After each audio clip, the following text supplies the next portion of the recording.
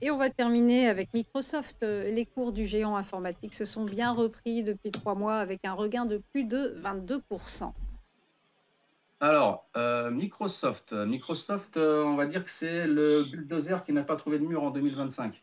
Le titre fracasse les plafonds, on est monté à 400, que je vous dise pas de bêtises, 485 environ, d'accord, dollars. On a une market cap supérieure à 3,5 trillions, on est à 3,55 je crois aujourd'hui. Donc merci à l'intelligence artificielle, le cloud, ces boosters sous stéroïdes pour justement l'action Microsoft.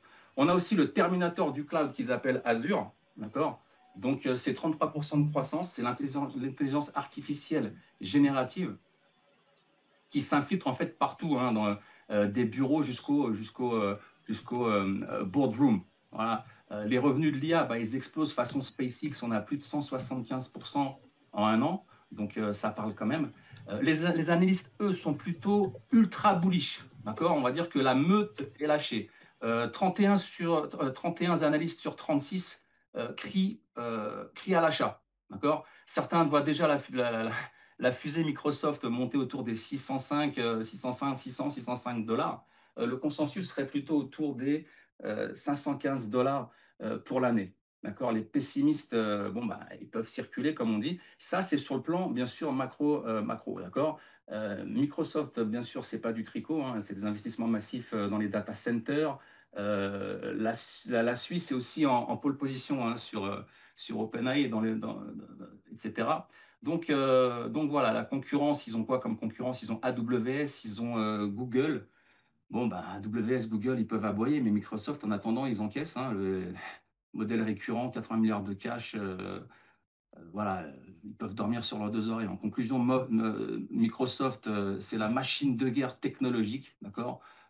C'est de la stabilité, de l'innovation, de la croissance. Pour l'investisseur qui veut du lourd, eh ben, c'est un ticket de loto, c'est la Rolls-Royce du portefeuille. Toutefois, sur le plan technique, je ne sais pas si on voit sur le graphique, on a un beau biseau ascendant qui pourrait faire redescendre l'action très très bas autour des 200, mais plutôt à long terme. En attendant, ce qu'il faut savoir, c'est que sur l'année, on est quand même fait plus 12,8% sur l'action. D'accord. On a aussi des gaps qui pourraient être comblés s'il y a une mauvaise news. Donc on pourrait aller chercher les 453, voire les 398 et les 366.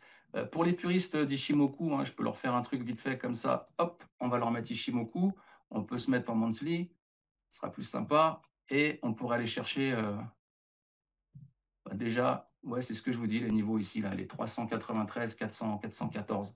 Ça, c'est des niveaux qu'on pourrait aller chercher. Ou le plat de Kijun ici, autour des 357, puis ensuite 341. Stratégie pour ceux qui veulent shorter l'action et qui veulent vendre parce qu'ils trouvent que c'est trop haut comme moi. Je serais plutôt sur une stratégie d'achat de put. Donc, je parierais à la baisse. D'accord. Je paierais ma prime, je connaîtrais mon risque et les gains seraient illimités. Je rappelle que ce qu'on fait là ou ce que je fais là, c'est de l'information, ce n'est pas un conseil financier. Voilà ce que j'avais à dire aujourd'hui sur les actions et pour votre émission Market Movers. Merci beaucoup James Poity pour votre Je vous en analyse et prie. belle journée à vous.